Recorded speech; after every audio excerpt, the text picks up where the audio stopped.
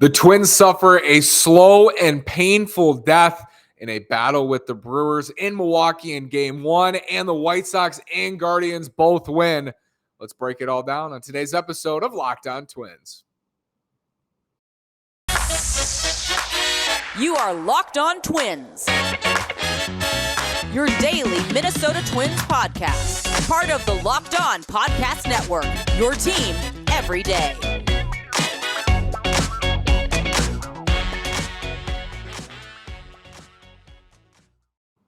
And welcome to the Locked On Minnesota Twins podcast. Today is Tuesday, July 26th, and I'm your gracious host, Nash Walker. Thanks for making Locked On Twins your first listen every day on the Locked On Podcast Network, where it's your team every single day. Again, this is Nash Walker, Season 3, talking about the Twins on a daily basis for Locked On Twins, and Season 4, writing about the team at twinsdaily.com. Tonight was a slow, painful death for the Minnesota Twins. They lose to the Brewers. Brewers walk them off 7-6 in 9 innings.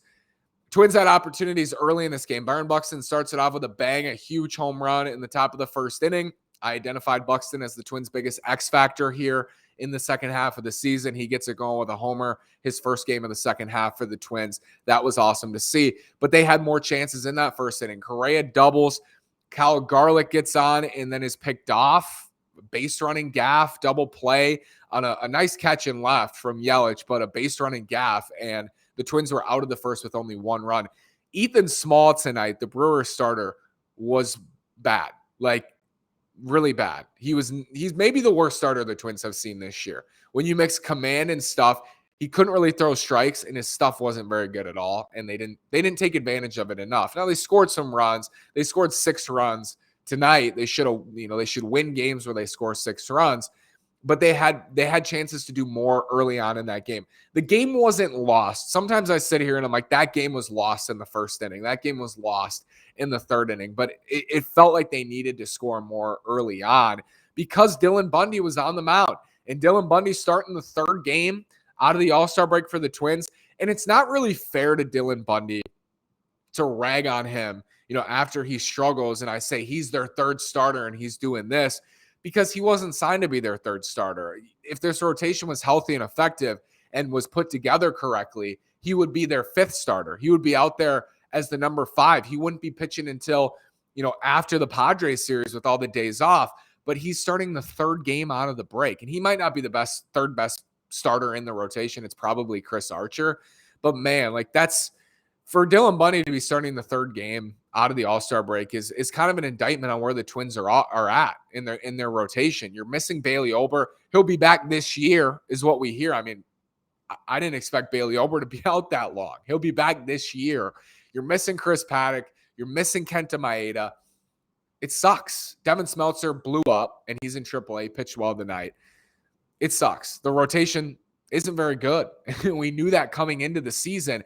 They pitched beyond their expectation for the first couple months of the year, and that's why they got off to this lead in the American League Central.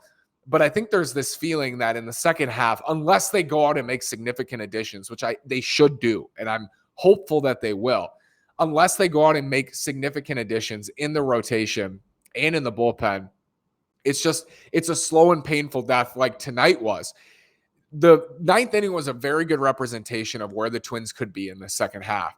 You can make the pitches. You can battle and battle and battle and battle. At the end of the day, you don't have the guys who can get outs. You don't have the guys you can rely on every single night. That's what it comes down to. That's what it came down to tonight. Dylan Bundy for 4 innings. That's what it came down to tonight. They don't have the bullpen arms to get through a game like that and outduel the Brewers bullpen with Devin Williams and Josh Hader and Brad Boxberger and all these guys they can throw at you. The Twins don't have the arms. They don't have it. That's why they need to go out and make additions, but it's kind of sobering to see. It's sobering to see how bad it is. The lack of depth in the rotation. They certainly lack a frontline starter. They lack depth in the rotation. They're lucky the schedule is this way. If they pumped out of the gate and they had a bunch of games in a row, which they will, but most are after the trade deadline, so they'll have an opportunity to gear up before a long stretch of games. But they're lucky they got the day off yesterday and they get a day off Thursday, which allows them to go back to Joe Ryan and Sonny Gray in the first 2 games of the San Diego series. If that wasn't the case, they would be going to Bundy, Archer, and I don't know who's pitching the 5th game. Is it Smeltzer's back up? That ain't good. That ain't good. And that's the spot they're in right now. With the schedule, they're lucky that it turned out this way. But you're seeing how shallow the rotation is. And the offense scored 6 runs. Gio Urshela hits a big home run to tie the game, or to take the lead, rather. You just can't consistently get 4 innings out of your starters and expect to win. And I know there have been points this year where Rocco has a quick hook and he probably shouldn't. Tonight, did you feel confident going to Dylan Bundy in the 5th inning? Absolutely not. Absolutely not. You don't feel comfortable with Dylan Bundy in that spot. Dylan Bundy doesn't have the stuff. He needs to be perfect with his command. And it's, again, I felt for him tonight because he gave up a couple blue pits and then the big 3-run homer to Renfroe. That was ultimately what got him. I feel for him in that spot. He's just not, this rotation isn't talented enough. They don't have enough pitching talent. That's what it boils down to. That's what it's boiled down to the last 2 years. They don't have enough pitching talent.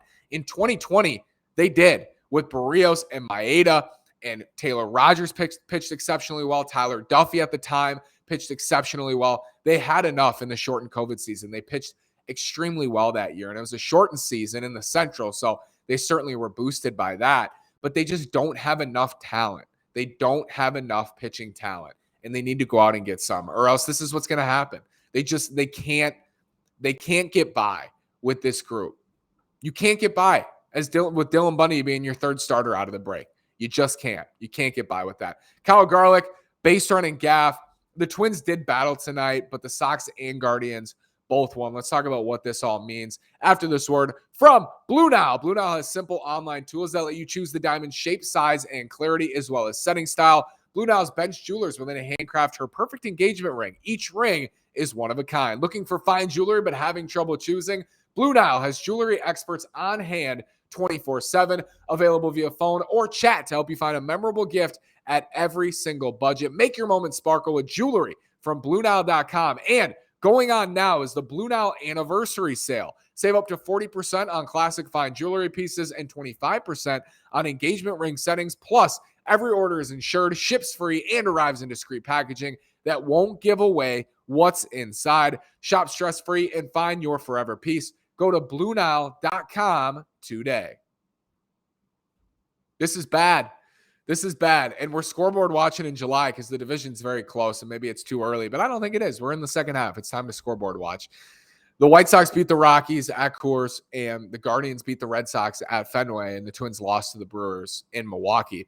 So it's a 2.5-game lead on Cleveland. It's a 3-game lead on Chicago.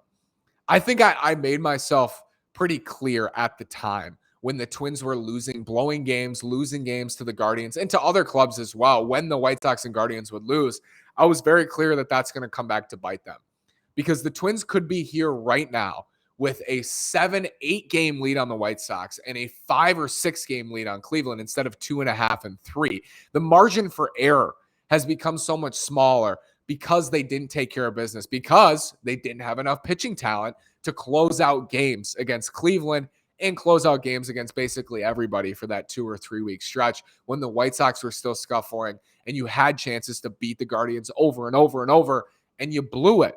And now you're sitting here and the division's very close. It's very tight. And I'm not saying the sky is falling, but the Twins have a tough little stretch here. You know, you got Corbin Burnes Wednesday, and then you have to go to San Diego and see Joe Musgrove and Sean Manaea and Blake Snell. And I know Manaea and Snell have not been outstanding. Musgrove has been, but they have their work cut out for them. And in August, you have some very difficult series. You know, you got to go to Yankee Stadium in the second half for 4 games. You got to go to Chicago at least once. You have the Red Sox and the Giants. I know those teams have kind of sputtered, but teams that are in the race or right outside of the race. And the Twins, they have to go to Houston as well in August. They have some tough stretches. I don't think the schedule is hard. Like, it's a bottom half schedule in terms of difficulty.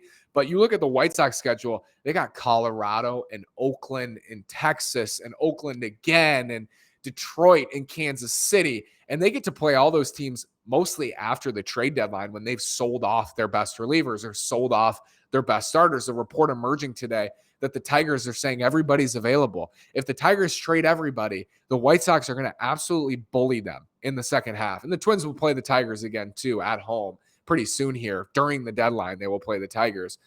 But like the White Sox play them a lot, and they play the Royals a lot too, and the Royals are expected to sell. So it's scary. It's scary in the division, and that's not even accounting for Cleveland. And Cleveland's just hanging around. And I've counted Cleveland out many, many times, and I still don't think Cleveland will win the Central. But they're hanging around. Like, why would they not be viewed as a real threat? We're into almost August, and they're still in second place and still on the heels of the Twins. So I don't know. It's unless the Twins make significant additions, I think tonight. I know it's one game. But tonight is a good example of where things could go. And they just don't have enough to last in the second half, in my opinion. I don't think the White Sox are great. I don't think Cleveland's great. But their pitching staffs are much better than the Twins. And their offenses are close enough where it doesn't make as big of a difference as it does on the staffs. And the Twins just don't have enough to last in this division without additions in the second half. And they certainly don't have enough to last into October if they were to by the hair of their chin, make it into the postseason. Dylan Bundy's starting game 3 for you right now. Dylan Bundy's starting game 3 of a playoff series. That's where we're at. So they just don't have it, and they need to go out and make moves. And apparently the trade front is slow. That's expected. There's still a week left. It'll heat up as we get closer, but I'm very curious to see how the Twins approach that. Because I can understand the argument that it feels like the Twins are far away from being a contender. And my counter argument to that is they're not that far away from winning this division. They are in first place. And I think if everything held and the White Sox make some additions, which I think they will, and the Cleveland makes some additions, which I think they will, the Twins won't win the Central. Like, that's pretty clear to me. But my argument is, if they make some significant additions, if they go out and get even Tyler Mahle and David Robertson, if those were your two, I think then at that point, they may have enough in the Central to last and to win into October. They probably need to do more than that. You could argue absolutely they need to do more than just that. But I think the division is weak enough where it's not weak enough where the Twins will survive with what is currently in place, but it's weak enough where if they make good, strong moves, they will survive, I think. And then you're not guaranteed anything. You go out and get Luis Castillo, he doesn't guarantee you a thing. He could go down with a shoulder problem. He's already had shoulder problems this year. Could go down with a shoulder problem next week and nothing matters. It's over. It doesn't guarantee you anything. But if the trades worked out how the Twins would hope, they're going to hold on with significant additions. But again, as currently constructed, it's not going to happen here. And you can see why. You can see tonight. They don't have it on the pitching side. And that's been the case all year, and they've been able to gloss over. And I actually think it's a testament to the guys on the roster, their ability to battle. And I will say the Twins battled tonight. Let's look ahead to game 2 in this series. Corbin Burnes, the opportunity that lies ahead for the Twins and why it's a really tough one. After this word from Sports Card Investor. Welcome to the world of sports cards. Reimagine. The Sports Card Investor app is the hobby's most powerful resource. Quickly check the value of your favorite cards, find great deals, and profit from the hobby you love. Available completely free in the Google Play and Apple App Stores. The Sports Card Investor app is a must-have for baseball fans. I don't have many stories with cards, but I know people who are so passionate about cards. I know they would love Sports Card Investor. You can get breakout stars or prospects debuting. You can check the value of or find great deals on their first cards at Sports Card Investor. Download the Sports Card Investor app right now on your Android or Apple App Store, or go to sportscardinvestor.com/lockedon. That's sportscardinvestor.com/lockedon. Or else you can download it for free in the Google Play and Apple App Stores. Tonight felt like, maybe because this is a daily podcast, I fall victim to the moment, but tonight felt like a game the Twins needed to have, if only because Corbin Burnes is going on Wednesday. If I were to pick, there's a handful of very good starters. Verlander would probably be at the top of my list. Kershaw almost had a perfect game against the Twins this year. But there's like a group of 5 or 6 guys who I say are extremely hard to get to. And Corbin Burnes is on that short list. He is outstanding. You'll see it Wednesday. And the only time you can really beat Corbin Burnes, you're not going to barrel him. It's like any other starter. I mean, you can barrel him. The 2 ways that you beat Corbin Burnes are you have to hope that he's not commanding as well. and you have to hit some home runs. The ideal scenario for the Twins Wednesday is you got to get 5 from Archer. I mean, they used everybody tonight. They can probably use Jax Wednesday on a back-to-back with the day off Thursday. Duran is definitely down. Duffy is probably down. They could probably use Duffy again if they wanted to. They have some other options, Yennier Cano, but like Duran's the biggest guy, and you could maybe use Pagan as well on a back-to-back. The off day gives you some flexibility in that regard. I think Duran might be the only one who's truly down on Thursday, but even him, like you could see him go back-to-back even though he threw 30 pitches. It's possible. You don't want to push him that hard, but it's possible if the game is close and the Twins feel like he gives them the best chance to win, it's possible that happens. The spot they need to be in is they need to get 4 or 5 good innings from Chris Archer. Is that a lot it seems like a lot to ask for these days. Can we get 4 good innings out of a starter? That's not Sonny Gray or Joe Ryan. Seems like a lot to ask for. But 4 or 5 good innings from Archer. The game is, they're either tied or they have a lead, or you're down by 1 run when Burnes leaves the game. And it's very hard because Burnes will throw 100, 115, 120 pitches. He'll go 7, 8 innings and he'll mow you down. But the best opportunity for the Twins is the long ball on Wednesday. When they get to good starters, whether that's Garrett Cole, Kevin Gausman, Nestor Cortez, the good starters they've beaten this year, Shane McClanahan they beat in Tampa, that's a good blueprint for how you beat a good starter is Shane McClanahan. They kept it low scoring. They pitched well, and then they hit home runs. Kyle Garlick hit 2 home runs off Shane McClanahan, who's been unreal this year, like Cy Young. He's on his way to a Cy Young award if Verlander doesn't win it. Burnes won it last year, so that gives you an idea of how good Corbin Burnes is. You have to hit the long ball against guys like this because you're not going to string together hits. You're not going to string together 5 rally starting hits against Corbin Burnes. You need to draw a walk and hit a homer and get 2 runs. And sometimes that's all you're going to get. And you have to just accept that that's all you're going to get on a given day. He's 96 to 98 with a hard cutter that he'll spot out backdoor. I mean, we saw him. We saw him last year. I was in Milwaukee. Corbin Burnes in game 2 of the season dueled with Jose Barrios. Both of them were throwing no hitters, I think into the 6th or 7th inning. And then Byron Buxton hit a 2-run homer. The Twins won that game. I believe they won 2-0. He might have hit a solo shot. Twins scored another insurance run. They won 2-0. That's how you beat them. I mean, you have to pitch well. I know that's a crazy thing to say, but you have to pitch extremely well and hold them down. And then you just have to be opportunistic. It's easier said than done. And the Brewers are open as -195 favorites tomorrow for a good reason. And that's why I think it was important for the Twins to win tonight. You're going against their 5th starter who's not very good at all. I know Bundy was pitching, but like if you had Ober starting tonight, if you had really anybody else, maybe not Archer, but anybody else, Ober, Paddock, I know you hope anybody would love to have every injured player healthy. But if you had anybody else starting tonight, it feels like the Twins win that game. Bundy just got beat around. He got beat around. He's too easy to hit. He doesn't miss bats, and that's ultimately what it came down to tonight.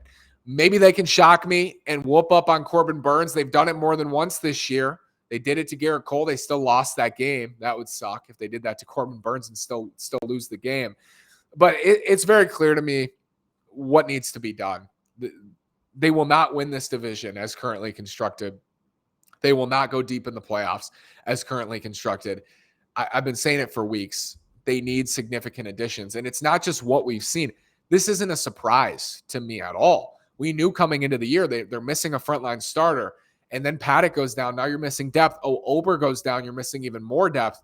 They need starting pitching. They need bullpen help. They can't hang with teams like the Brewers on the pitching side. They just can't. They don't have a Corbin Burnes to turn to on Wednesday to go. They don't have that guy. A lot of teams don't have a Corbin Burnes, but it'd be nice if the Twins had somebody to pair with Joe Ryan and Sonny Gray where you don't feel like your offense needs to do everything for you on every given day. It's frustrating to watch, and they know it. We know it. I know it. I've been saying it for a while that this team needs help, and it needs help now. They have 5 games until the trade deadline.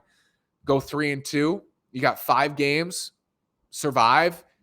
If you lose to Corbin Burnes, like that creates a must-win series in San Diego. That's not a place you want to be either. So we'll see what happens. Thanks for making Locked On Twins your first listen every single day. Now make your second listen the Locked On MLB podcast. MLB expert Paul Francis Sullivan brings humor, passion, and unique perspective on every team and the biggest stories around the league. Follow the #1 daily league-wide podcast, Locked On MLB, on the Odyssey app, YouTube, and wherever you get your podcasts. Thanks so much for listening. Have a great day. Go Twins. We'll be back with a post game tomorrow.